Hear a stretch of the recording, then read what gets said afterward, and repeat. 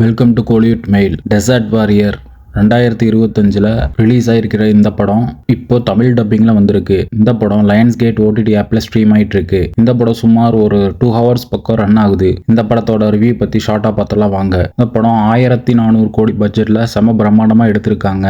இந்த படத்தோட கதை என்னன்னா, 7ஆம் நூற்றாண்டுல அரேபிய பாலைவனத்துல நடக்கிற கதை.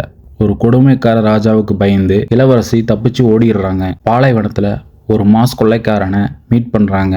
அவனோட ஹெல்ப்போட பிரிஞ்சு கிடக்கிற அரேபிய பழங்குடி மக்களை ஒன்னா சேர்த்து அந்த கொடுமைக்கார ராஜாவுக்கு எதிராக எப்படி சண்டை போடுறாங்கிறதான் இந்த படத்தோட கதையே. இந்த படத்தோட பாசிட்டிவ் விஷுவல்ஸ் எல்லாம் வேற லெவல்ல இருக்கும். பாலைவனத்தை கேமரால காட்டியிருக்கிற விதம் சான்ஸே இல்ல. ட்ரோன் ஷாட்ஸ் எல்லாமே செம ரிச்சா இருக்கு. அண்ட் இந்த படத்தோட கிளைமேக்ஸ் ஃபைட்டு சூப்பரா ரியாலிட்டியா இருக்கு. படத்தோட பிஜிஎம் ஒர்க்ல செமையா இருக்கு. அரேபிய மியூசிக் கூட கொஞ்சம் புதுமையான பிட்டுகளை சேர்த்து பேக்ரவுண்ட் ஸ்கோர் நல்லா பண்ணியிருக்காங்க. படத்தோட நெகட்டிவ் செமலாக்கு போர் அடிக்குது. படம் பார்க்கறதுக்கு அழகா இருக்கு, ஆனா கதை நகரதே தெரியல. திரைக்கதை ரொம்ப சுமாராக இருக்கு, சுத்தமா கனெக்ட் ஆகல. பென் கிங்ஸ்லி, அந்தோனி மேக்கின்னு பெரிய ஹாலிவுட் ஆக்டர்ஸ் இருக்காங்க, ஆனா அவங்க கேரக்டர்ஸை ரொம்ப மொக்கையா டிசைட் பண்ணி வேஸ்ட் பண்ணிட்டாங்க. ஃபைனலா இந்த படத்தை ஸ்கிரீன் பிளே பத்தி எல்லாம் கவலை இல்ல, எனக்கு விஷுவல்ஸ் மட்டும் பிரம்மாண்டமா இருந்தா போதும்னு நினைச்சா ஒரு தடவை பார்க்கலாம். இந்த படத்துக்கு நம்ம கொடுக்கக்கூடிய ரேட்டிங் 2.25 out of 5.